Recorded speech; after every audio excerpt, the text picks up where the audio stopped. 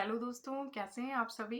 उम्मीद करती हूँ कि आप सभी बेहतर होंगे और अपनी परीक्षा की तैयारियों में व्यस्त होंगे। दोस्तों, मैं आज आपके समक्ष अपने बारे में कुछ बात करना चाहूँगी। आज मैं आप सभी से अपने बारे में कुछ बात करने के लिए उपस्थित हुई हूँ। अपने बारे में बताऊँ तो मैं भी आपकी तरह एक प्रतियोगी छात्रा हूँ। मैं भी परीक्षाओं की तैयारी करती हूँ और अभी भी अपने वांछित लक्ष्य से दूर हूँ। अ, लेकिन मैं ये ज़रूर कह सकती हूँ कि मैंने असफलताओं को बहुत ही करीब से देखा है, बहुत पास से देखा है और उसका कभी-कभी मलाल भी बहुत ज़्यादा होता है। लेकिन चलिए आज मैं आप सभी के समक्ष सफलता और असफलता की बात नहीं करूँगी। आज सिर्फ़ हमारे बीच में सकारात्मक बातें होंगी क्योंकि नवरात्रि का महापर्व भी चल रहा है और आज अष्टमी का दिन है, मेरा फ़ास्ट भी है। दोस्तों, निश्चित रूप से ये वर्ष हमारे लिए सुअवसर लेके आया है।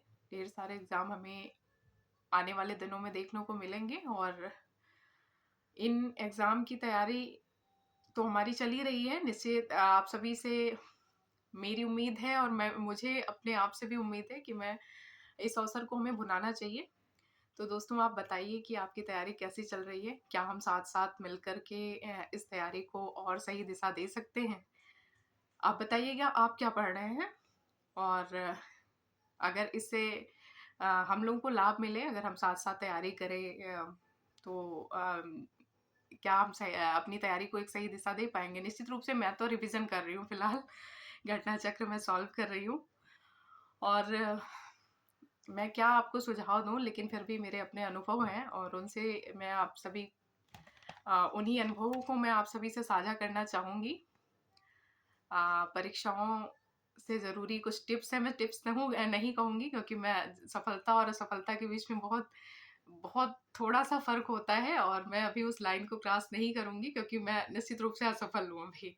लेकिन फिर भी कुछ सुझाव है मेरे, एक दोस्त के रूप में मैं आप सभी को कुछ सुझाव देना चाहूँगी कि एक हमें पहले तो अपनी एक व्यवस्थित एक ऐसा टाइम टेबल बनाना चाहिए जिसको हम फ़ॉलो कर पाएँ। बहुत लंबा-चौड़ा बना के हम उसको फ़ॉलो भी ना कर पाएँ तो ये सही नहीं होगा। हमें एक टाइम टेबल लेकिन ज़रूर बनाना चाहिए और उस टाइम टेबल को उस टाइम टेबल के अकॉर्डिंग हमें पढ़ाई ज़रूर करनी चाहिए, निरंतरता होनी चाहिए पढ़ाई में। और मैंने जैसा कर रखा है कि मैंने सिलेबस को अपने छोटे-छोटे भागों में बाँट रखा है। अगर आप बाँट पाएँगे तो आपको आसानी होगी।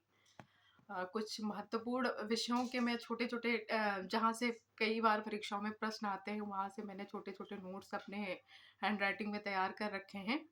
और सबसे बड़ी बात कि रिवीजन पे भी बहुत फ़ोकस करिए। कभी-कभी होता है क्या रिपीटेड क्वेश्चन आते हैं और हम उसको सॉल्व नहीं कर पाते हैं। पीवाईक्यू पे मेरा ज़्यादा ध्यान रहता है। इससे क्या होता है कि एक तो आपको अपनी कमज़ोरी पता चलती है और दूसरी चीज़ आप जब पेपर अच्छे से सॉल्व करने लगते हैं तो आप में एक कॉन्फिडेंस भी बिल्ड होता है। हाँ, पीवाईक्यू पे भी फ़ोकस होना चाहिए।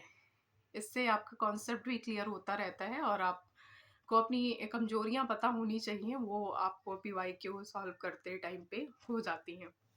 और आपको ये पता चल जाता है आपको किस पार्ट पे ज़्यादा फ़ोकस करना है, तो पीवाईक्यू ज़रूर सॉल्व करें। और सबसे महत्वपूर्ण बात ये है कि सकारात्मक रहें क्योंकि जब नकारात्मकता हमारे आस-पास होती है, तो हम बेहतर करने की स्थिति में होते हुए भी कुछ बेहतर नहीं कर पाते हैं। तो निश्चित रूप से सकारात्मक रहें आप और मैं ये ज़रूर कहूँगी कि तैयारी आपकी कभी पूरी नहीं हो सकती है, कभी पूरी होती भी नहीं है। कभी आपका जब दिन आएगा ना, तो अपने आप से सब चीज़ें ऐसे होती चली जाएँगी।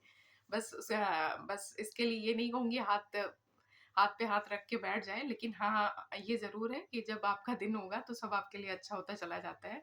हाँ, एक सही दिशा में आपको मेहनत करनी होती है और उस मेहनत में निरंतरता बेहद ज़रूरी है। तो दोस्तों, उम्मीद करती हूँ कि ये बातें आपको पसंद आएँगी और हम अपनी बात अगले वीडियो में भी करेंगे। अगर आपको पसंद आएगा तो मैं निश्चित रूप से अगला वीडियो बनाऊँगी और आप सभी से अपनी तैयारी साझा करूँगी कि मेरी तैयारी कहाँ पहुँची है और आप सभी के कमेंट भी लूँगी कि आप लोग अपनी तैयारी में कहाँ तक पहुँचे हैं।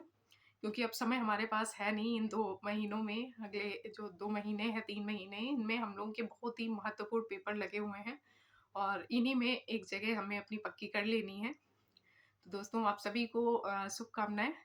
हम मैं अपने आप को भी शुभकामनाएँ देती हूँ कि मेरा भी उस जो भी आने वाली परीक्षा है हाँ, मैं एलटी का मेंस मुझे मिला हुआ है, तो देखिए आगे क्या होता है। हाँ, ये ज़रूर है, मैं भी लगी हुई हूँ और मैं ये उम्मीद करती हूँ आप भी लगे हुए होंगे।